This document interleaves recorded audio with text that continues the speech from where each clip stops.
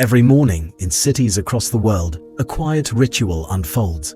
A man stands before his wardrobe and selects a costume, not for a stage, for the street, for strangers he will never meet. The logo across his chest is a silent announcement.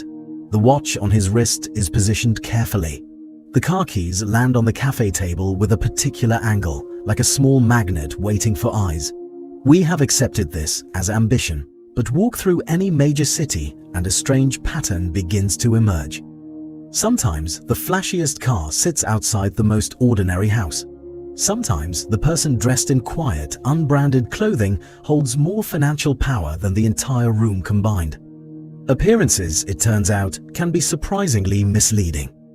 The world has fallen for a magnificent confusion. We have mistaken noise for proof. What does a luxury brand actually sell? A handbag carries no more than a cheaper one. A sports car sits in the same traffic as a hatchback. Economists have a term for this: conspicuous consumption, spending not for utility but for visibility. A signal sent outward, hoping strangers will assign value to the person they see. And here, the trap tightens. The signal requires an audience. The audience requires a sequel, a bigger car, a rarer watch. The hunger never ends, because the approval of strangers is a hole with no bottom. There is a quiet principle in behavioral economics called the Diderot effect, named after an 18th century French philosopher, Denis Diderot, who wrote an essay called Regrets on Parting with My Old Dressing Gown. He had received a beautiful red dressing gown as a gift, elegant, expensive. But the moment he put it on, everything around him felt wrong. His old desk, his simple chair, his worn rug. So he began replacing everything, piece by piece, falling into debt to match the level of a single beautiful object. The gown was never the problem. The problem was that his identity had attached itself to a possession. And possessions demand company. A new sofa demands a new rug. A new car demands a new garage. A promotion demands a new wardrobe.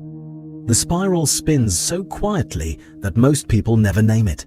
They just call it life. Wealth managers who work with families across generations often observe something unexpected.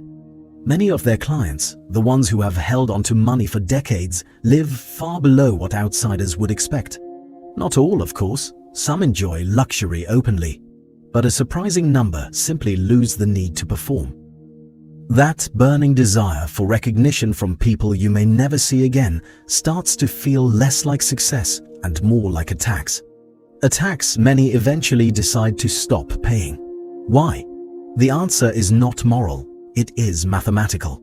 Every pound spent on visible proof is a unit of freedom surrendered. It will never compound. It will never buy a quiet morning. It will never buy the right to walk away from a job. Picture two people, same age, same salary. One leases a German sedan, wears recognizable watches, and posts holidays in places that sound expensive. The other drives a modest car, wears unbranded clothing, and vacations quietly. Society points to the first and says, successful. But open their balance sheets. The first is renting his life. The second is buying her freedom. The difference is invisible to the eye and catastrophic to the future. One builds a museum of public approval. The other builds a fortress of private options. The most dangerous word in personal finance is not debt. It is deserve. I deserve this car. I deserve this watch. I have worked hard. The word is a sedative. It numbs the pain of spending and hides the true cost. Because cost is not a number on a receipt. Cost is what your life could have become if you had kept that money.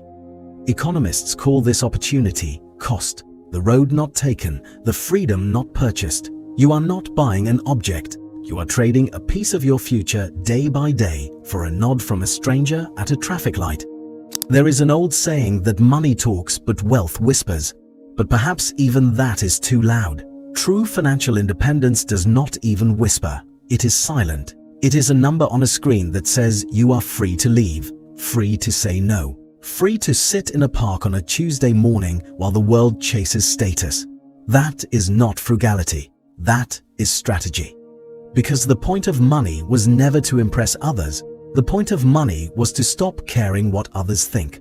So next time you walk through a city, look at the cars, look at the clothes, look at the phones placed face up on cafe tables, and ask yourself a quiet question.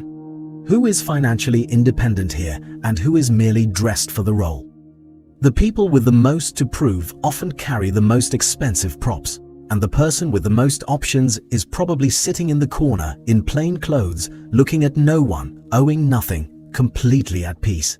That is the one you will never notice, and that is the entire point.